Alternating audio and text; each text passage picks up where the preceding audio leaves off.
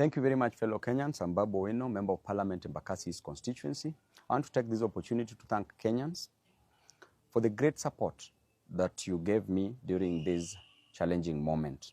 I was arrested on Tuesday, the 18th day of July, 2023 at Jomo Kenyatta International Airport around 9 p.m., handcuffed, blindfolded, and thrown in a boot of a Subaru car, driven in the middle of nowhere, put in a solitary confinement. For 3 days, I went without food. No, I wasn't given food, no access to my family, no access to my lawyers, to my legal representation. I did not take bath, I did not take water, and that was a very inhuman treatment accorded to me. If a member of parliament can be treated in a very harsh way, what is happening to normal Kenyans? I want to take this opportunity to condemn such acts. The only mistake I made was to fight for Kenyans. And as a leader, an elected member of parliament, I'm a voice of the voiceless. I'm a messenger. You can kill the messenger, but you will never kill the message. You can harass the messenger, but you will never destroy the message that is delivered.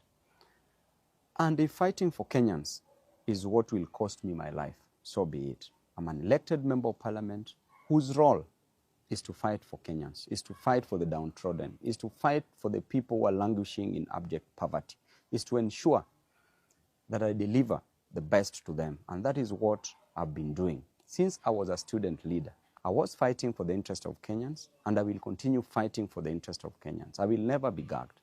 And in fact, what you're doing to me and what you're doing to other leaders will just catalyze this reaction. We will do it even better.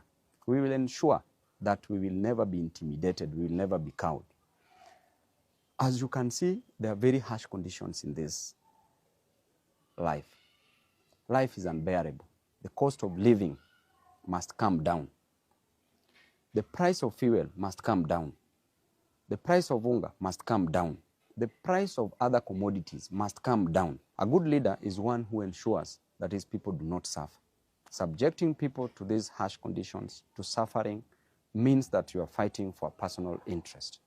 This government rode on the back of the hustlers, the same hustlers of whom they are destroying on a daily basis. They are killing them, unleashing policemen to kill them, to maim them, to cause injuries on them, and that is not fair at all. On a daily basis, you blame Raila to be the cause of the deaths of the people. Raila did not give instructions to the police to use brute force, to use the extrajudicial means to gag people from fighting for their inherent and inalienable interest, not only spiritedly but also religiously. Never blame Raila on this, because Raila is not in government. Raila did not take the price of hunger to the ceiling. Raila has not raised the cost of living.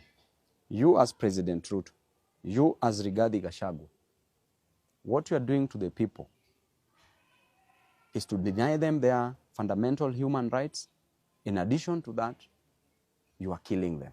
You are destroying them. These hustlers, what will you tell them in 2027? How will you explain to them that you are the same person who used to fight for their interest, that you are the same person who condemned the extrajudicial killings? How will you explain to these hustlers? And I can tell you, even in the Bible itself, a story is told in the book of 1 Kings from chapter 12. When King Solomon had passed on, because King Solomon passed on after increasing taxes, there was heavy burden on the people. And after he passed on, his son, Rehoboam, took over. People went to Rehoboam as the new king and requested that the burden be lifted from their shoulders, that the cost of living to go down. And I invite you as Ruto to read this book, because it will teach you a lot. When people talked to Rehoboam to reduce the cost of living, he told them that he would go and consult the people who had worked with his father, the elders. When he went to the elders told him to listen to the voice of the voiceless, to listen to his people and reduce the cost of living. His father went to the young men whom he grew up with. his age mates, who advised him that he should be harsh on the people. He went back to the people, told the people that I have a solution for the heavy burdens on your shoulder, and the solution is simple. That number one, my little finger is thicker than my father's waist. That is what Rehoboam told the people. Number two, he said, if my father used whips on you, I will unleash scorpions on you. The third thing that Rehoboam told the people is that if there is heavy burden on you, I will make it heavier. This made people to rebel. Because of the harsh treatment of the people, it led to the 12 tribes being divided into two kingdoms. One kingdom was the kingdom of Judah, which comprised of the two tribes, ruled by Rehoboam as the king, just as what is happening. And the other 10 tribes rebelled, and they formed the kingdom of Israel that was ruled by Jeroboam. And I can assure you that if you impose heavy taxes on your people, you are meant to go down. You will go down. It doesn't matter who is the messenger. You can destroy the messengers, but the message is clear that you will go down. You may be advised by the fools around you, as we always know, and a leader is known by the people surrounding him. If you are surrounded by the 4 fools, you become the 5th fool. If you're surrounded by 4 wise men, you become the 5th wise man. But as things are clear, in black and white, you are surrounded by fools. I can clearly tell you that Kenya, where it is headed, just like in the Bible, will go down because of the heavy cost of living you're imposing on the people. Because of the high cost of living, because people lack a lot in life, you are rushing to build for people houses. People don't need houses. People just need food. People need school fees. And as a leader, I know what it is to lack food. That's why I will fight for them, because I lacked food at some point. If you tell me you lack food, I know what it is to lack food.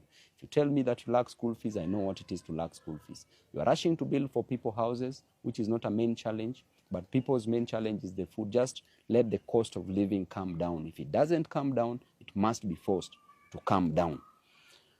Lastly, I would like to advise Rachel Ruto and Bishop Dorcas Gachagua that you don't need to pray for Kenya.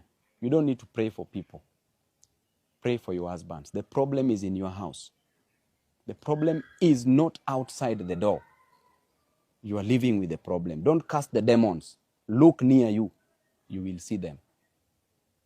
We will continue fighting, and to Kenyans, we will always fight for you. Members of the press, we thank you very much for being on the side of the people. Tibim.